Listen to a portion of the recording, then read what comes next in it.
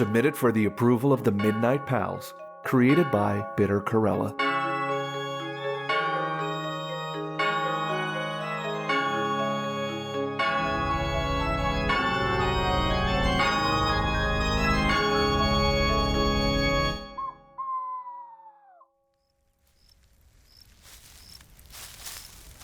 Oh, watch yourself. Mind where you're shoving me. Sorry.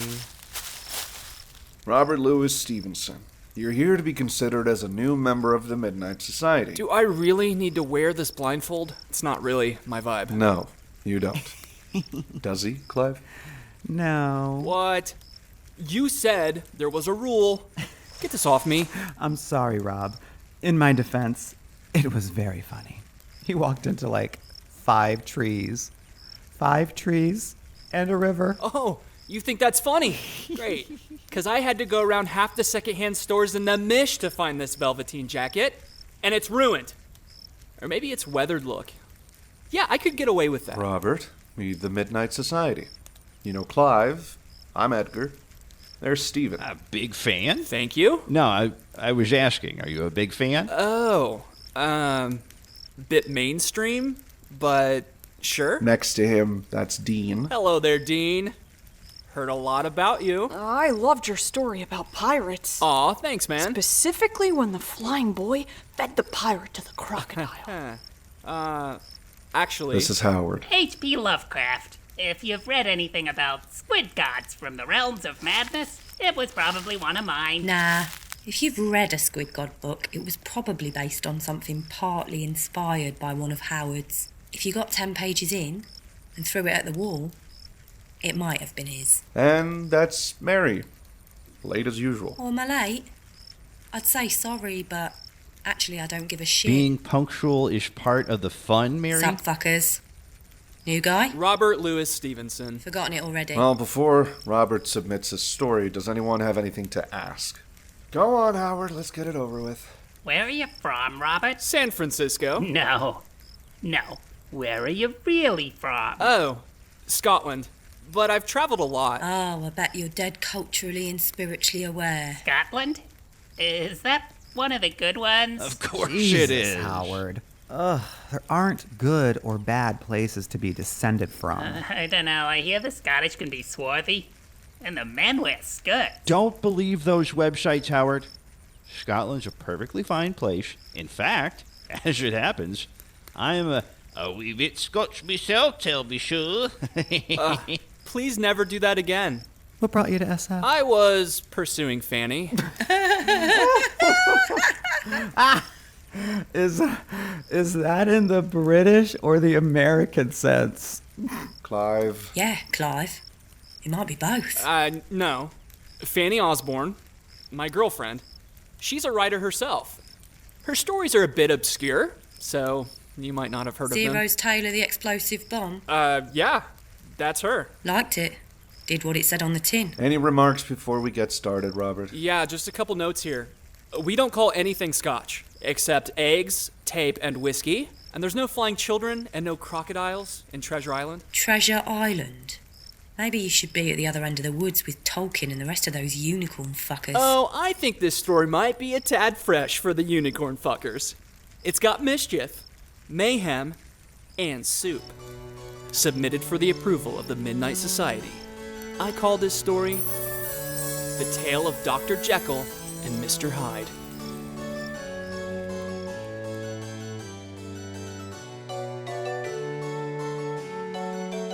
Henry was a respectable London doctor, specializing in mental health care for the chronically rich. Edward was his reckless cool friend who often peer pressured Henry to follow him into dangerous situations. And this particular situation was a dangerous one indeed. They were on the very top of Tower Bridge. I can see my house from here.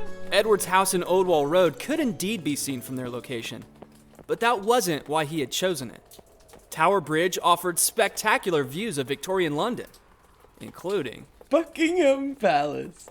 Won't be there in 10 minutes. Love to see Her Majesty's face when she goes to the wine cellar for a bottle of red and finds 200 weight of dynamite. We are not. Boom! The cellars and basements of a dozen of the most culturally, politically, and economically significant buildings in the city, government departments, banks, law firms, had all been similarly restocked.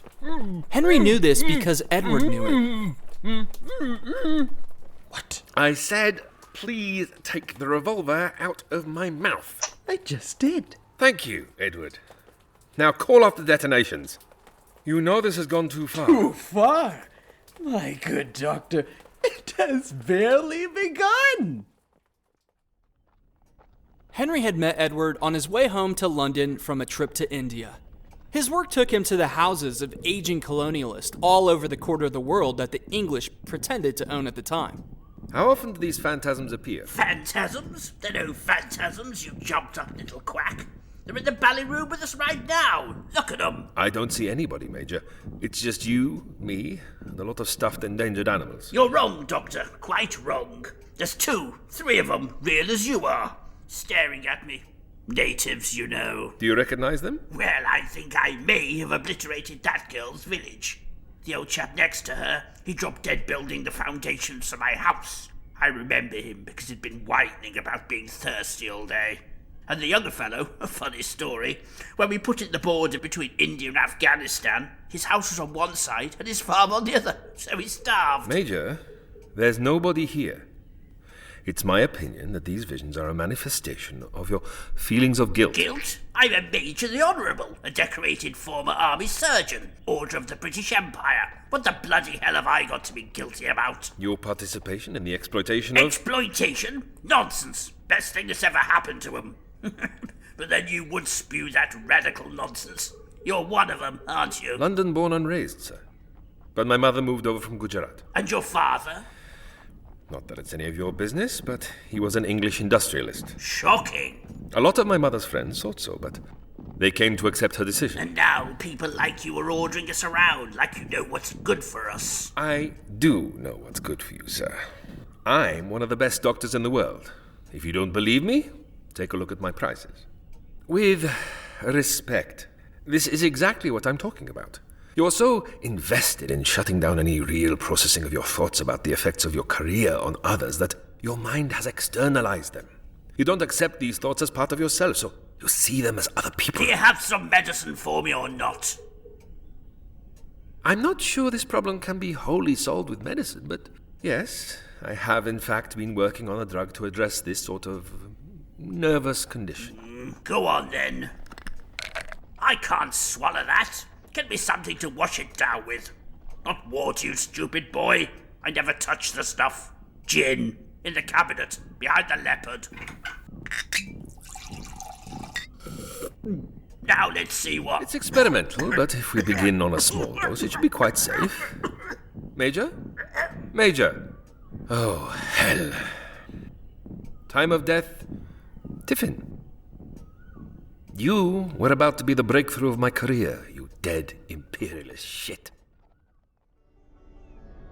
It was on the steamship carrying him home to London from that unsuccessful, but nonetheless lucrative, outpatient visit that Dr. Henry Jekyll first encountered. Edward Hyde. May I join your table? I'm not sure I'd be welcome at many of the others. Please. I dine alone too often on these liners. What took you out to India? Soup. I beg your pardon? I make and I sell soup. My product is served between hors d'oeuvres and fish in the finest houses and hotels in London. I've been back on the subcontinent sourcing spices and other flavors.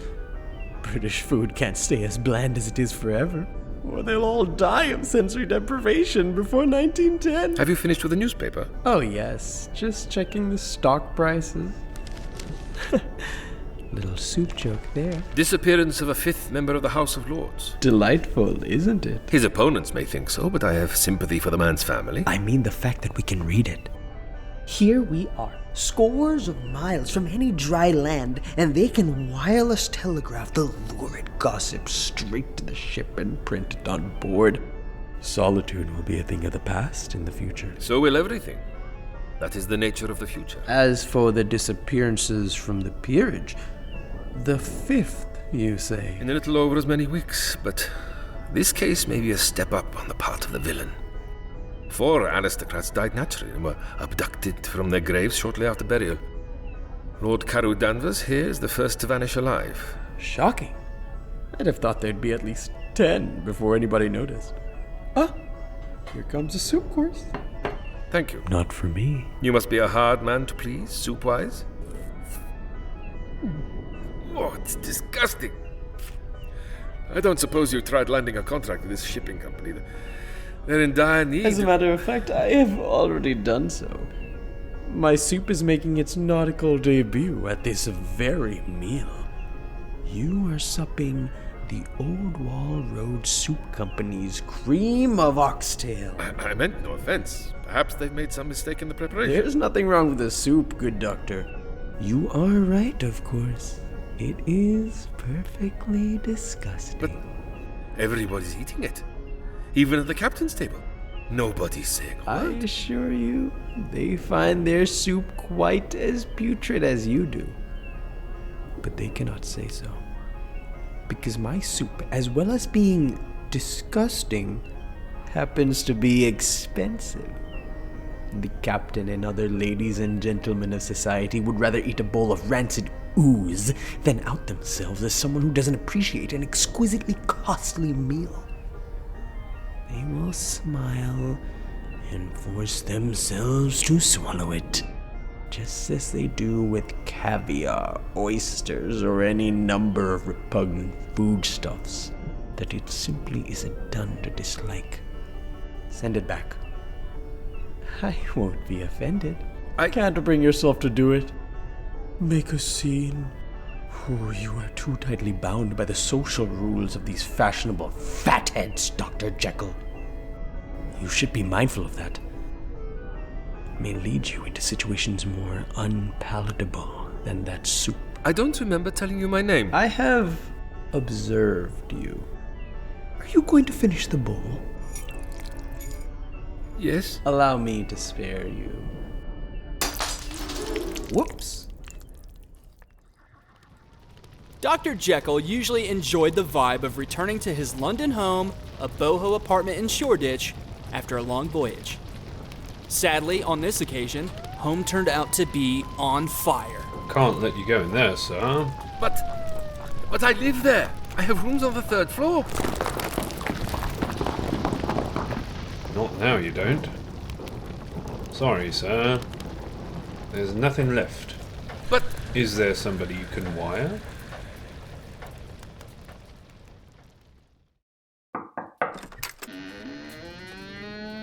Sir? Is Mr. Hyde at home? Do come in, sir. Shall I bring you some soup? You look cold, if you don't mind me saying so. A cup of tea would be quite adequate. Thank you. There is always a pot in the dining room. When can I expect Mr. Hyde? Well... At least his tea is better than his soup. Doctor! Ah! I'm sorry to disappoint you, but I'm feeling quite well. So, what is it you want? As it happens, my rooms were destroyed in a fire, and as I have no family who are still speaking to me... You thought you could invite yourself to stay here? For the night, at least? If it isn't an imposition. Oh, I'll see that you pay your way. Paul! Paul! Yes, sir? Prepare the spare room for Dr. Jekyll. As you say, sir. Henry should have been calling insurance firms, finding a new place to live, rescheduling his appointments, but after the steamship voyage and the shock of the house fire, he felt he needed a day or two to recuperate. Edward seemed in no rush to be rid of him, so Henry stayed another day, and then another. It was a curious house, far larger than seemed necessary to accommodate one unmarried man and his ascetic housekeeper. And except for the 2 men's bedrooms, the curious-smelling basement kitchen where Poole apparently slept, and a parlor used only on rare occasions when Edward was entertaining potential clients, in the combative world of soup production, the building seemed run down, almost dilapidated. Hyde? Do you actually own this house? No. It was the London residence of a terminally angry aristocrat. Viscount... Ballgreen. He was a patient of mine. Used to come for a checkup whenever he was feeling happy. He died 3 years ago. I had the pleasure of signing his death certificate. Was he a relative of yours? The Viscount left no will. There were a few great nephews in America, but none of them considered the potential inheritance worth the monumental effort of liking the man. I happen to know that his death certificate was misplaced on its way to the registrar. As far as the hive mind of bureaucracy knows, Ballgreen is alive and miserable and living in this house. Owes a small fortune in rates, but no common policeman would dare challenge a viscount over a few petty 100,000. So I set up home and business here, Dr. Jekyll. The opportunity presented itself, and I took it. Do you intend to turn me in? I suppose there's no harm in it. Good. Because for one thing, you're now an accomplice. Get your cravat, my good doctor. We're going out. Where? Tonight, we make soup.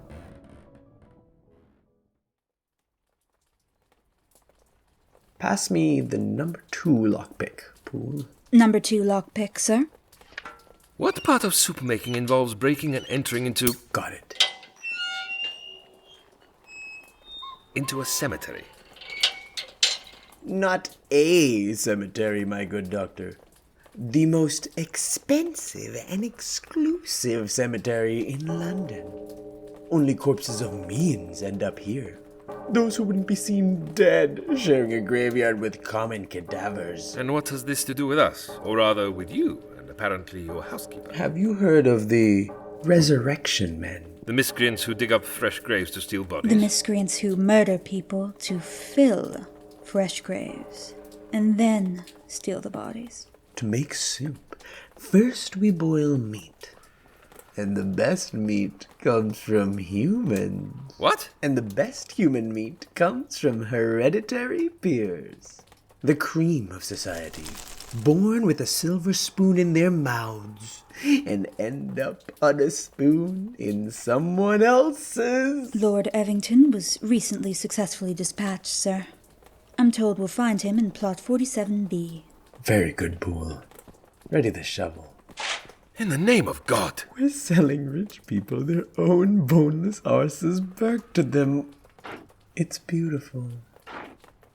By the way, Poole, what did go wrong with Lord Carew Danvers? Can't start taking them alive just yet, you know. An unfortunate miscalculation, sir. His lordship disturbed me whilst I was placing the poison. It became necessary to make use of a faster-acting toxin, namely gunpowder. On the upside, sir, his lordship did make a popular minestrone. Well, now there are 3 of us. You shouldn't be short of a lookout in future. 3, sir? Me, you, and the good doctor here. Where'd he bloody go? I'd best be after him. You keep digging. Try not to murder anyone without my permission.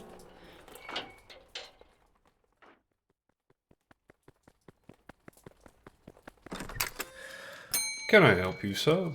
Oh, it's yourself. How's the flat? Still burnt down, I'm afraid. I've been bunking up with a friend.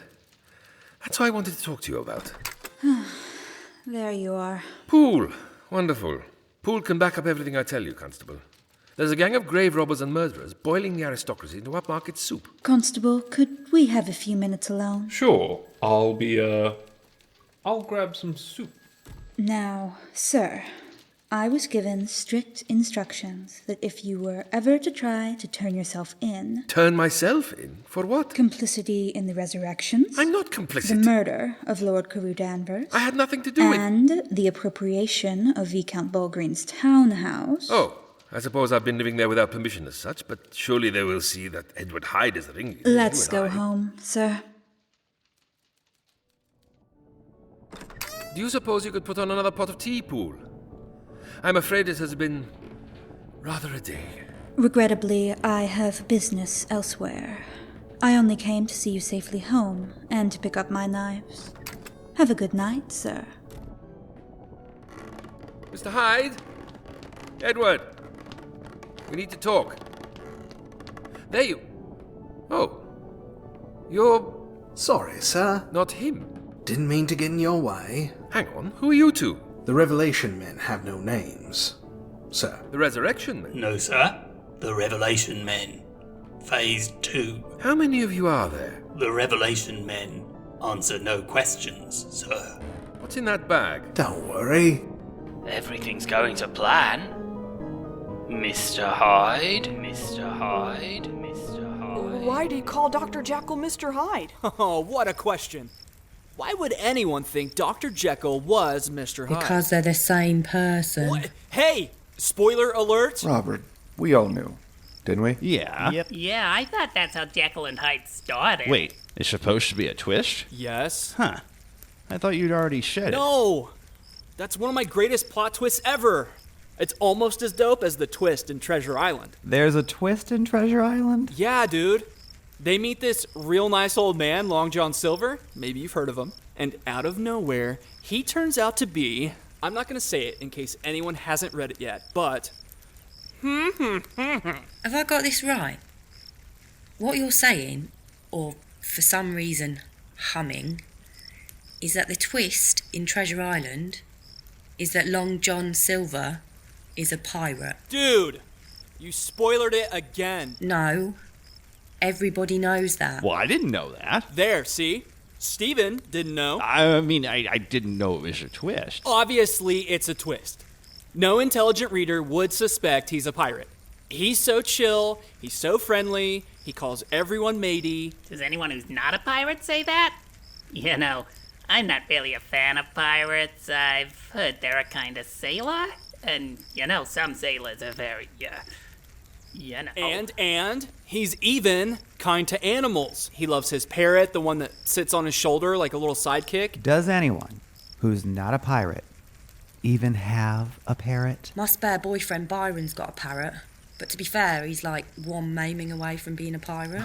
Next thing you're going to tell us your surprise pirate's got one leg, dirty tattoos, and an eye patch as well? He does not have an eye patch. Plus, if missing legs and parrots are Pirate Midtown now, you know what? That's because of me. I did it before it was cool. What? Long John Silver was a pirate? Anyway... I've been Mr. Hyde all along. Of course you have. So who else would you be? See? Even the other characters already knew it. Yes, but they didn't know he was Jekyll... Oh, forget it.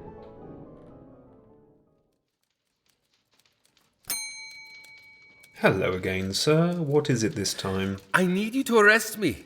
I'm the leader of an anarchist conspiracy which has been turning the upper classes into soup for several months. I see. Please follow me, sir. If you'd step into our interview room, I shall return in a few minutes to take a statement. Interview room? It looks to me more like a cell. Interview cell? Hang on. Hey! What are you doing? I want to see your superior. I'm afraid he's busy being made into soup at the moment. What's your name? The Revelation Men have no names, sir. Just that he hasn't taken his medicine in a few days. No trouble at all, madam. You can pick up Mr. Hyde right now. I'm not Mr. Hyde. My name is Dr. Henry Jekyll. You said you'd say that, sir. All right, in that case, I am Mr. Hyde, and I am telling you that everything we're doing stops right now. You said you'd definitely say that. I brought you a flask of tea, sir. Drink up. You'll feel better. If you think I'm eating or drinking anything you bring me... Get a hold of him, Constable. Hold his nose. There we go. That's enough, Poole. Constable, bring the carriage around. I'll meet you at the front door. And don't worry, I'm quite safe.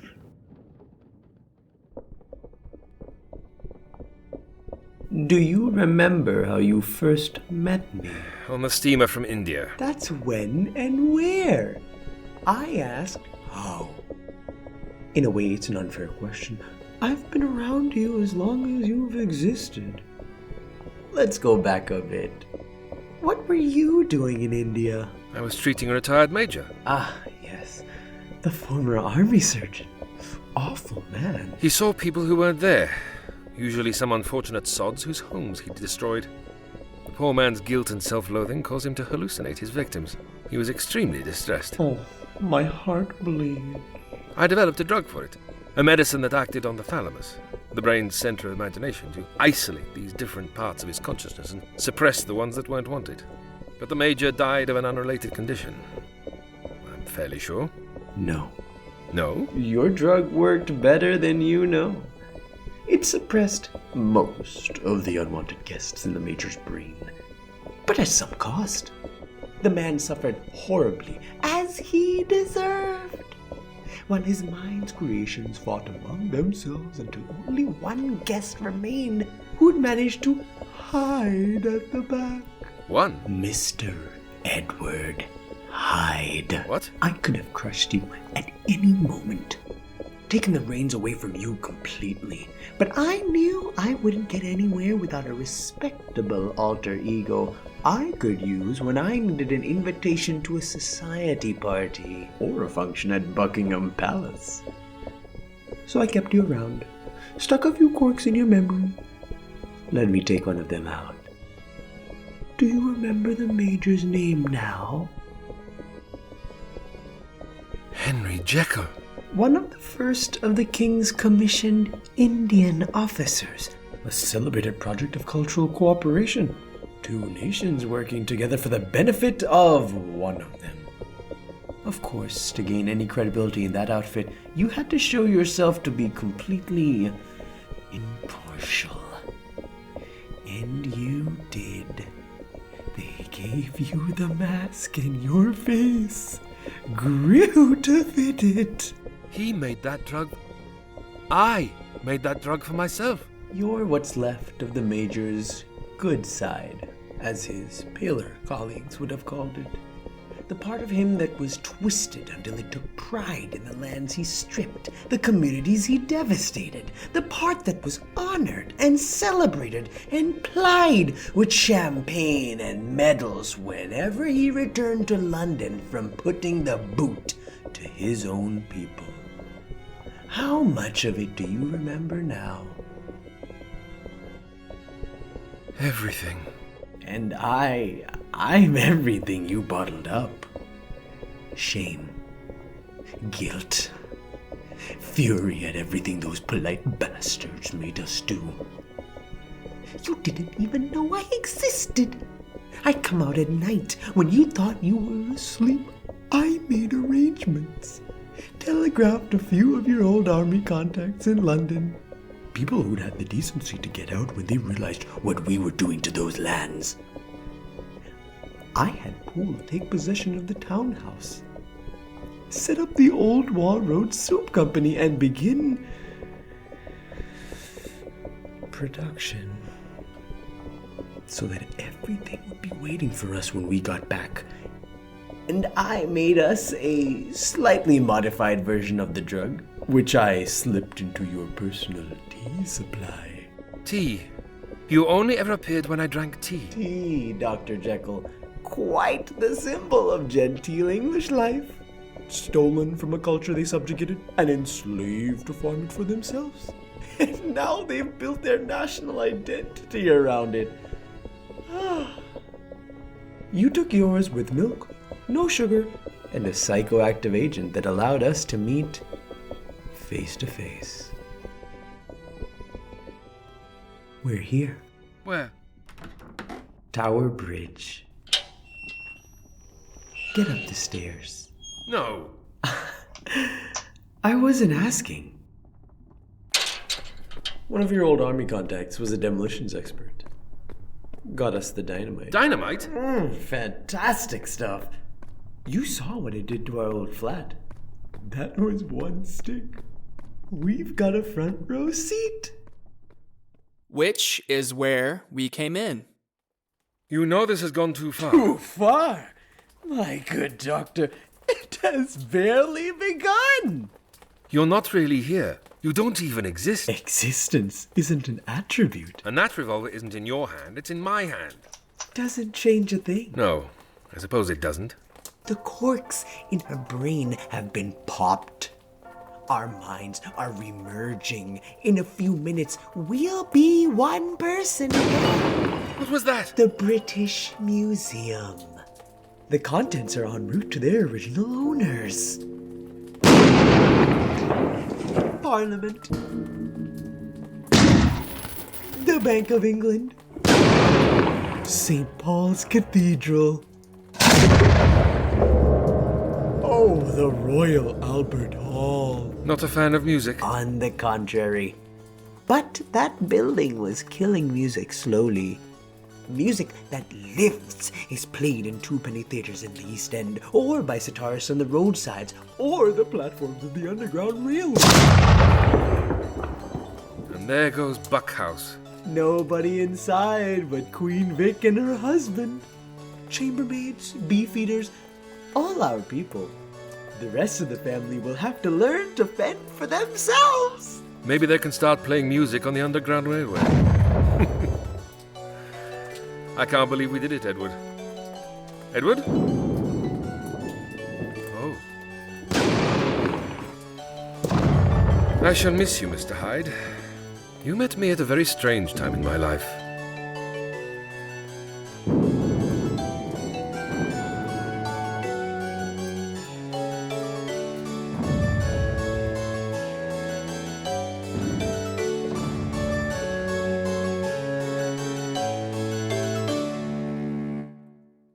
The end. Wow. Thank you, Robert. What did everyone think? I liked the twist. Who'd have thought it? Long John Silver a pirate. Yeah, I liked it too. In fact, I'm pretty sure I understood it on a level most fans won't appreciate. Frankly, I thought it was leftist preaching. You think anything not written by you or Dan Simmons is leftist preaching, Howard? Personally, I think they could have blown a bit more shit up. Maybe get your girlfriend to give you a hand with the explosive bombs next time, Robert. Could have been gayer. So, are you guys not going to vote me in? What? Well, when I first found out about the Midnight Society, before it was cool, I'm sure I heard that for a new member to join, you've all got to vote. No. And it's got to be unanimous. No, not sure where you got that idea. You think we'd have unanimously voted to admit Howard? Like, I'd have voted for him. Yeah, well, you think I'd have voted for her? A libertine, an anarchist, a sexual deviant? Hangs around with Italians. Just listing all my best qualities. There's no vote. If you write horror and you can find the place, you're in. Welcome to the Midnight Society, Robert. Thank you. It's an honor. I think.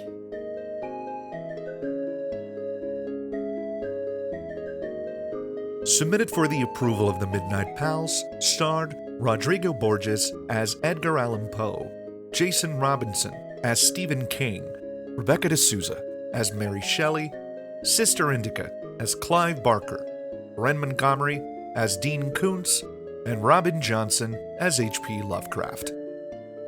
With Dexter Howard as Robert Louis Stevenson, Karim Grunfli as Dr. Jekyll, Sean Babapule as Mr. Hyde, David Corton as the Major, Daisy McNamara as Poole, Canavan Connolly as the Constable, Brad Barnes and Robin Johnson as the Revelation Men, and Senny Rivera as Fanny Osborne. The script was written by Robin Johnson and edited by Bitter Corella, with a story based extremely loosely on the strange case of Dr. Jekyll and Mr. Hyde by Robert Louis Stevenson. The sensitivity reader was Rebecca D'Souza. The episode was directed and produced by Robin Johnson. Daisy McNamara was an audio consultant. Submitted for the approval of the Midnight Pals is created by Bitter Corella. All characters are fictitious, especially the real ones. If you've enjoyed this episode, please consider leaving us a rating or a review on Apple Podcasts, Spotify, or your favorite podcast platform. Find Submitted for the approval of the Midnight Pals wherever you find podcasts, or follow us on Twitter at midnight_pals. All right, give it up for my girlfriend, Fanny Osborne. Submitted for the approval of the Midnight Society, I call this story The Tale of the Explosive Bomb. Does it explode? No.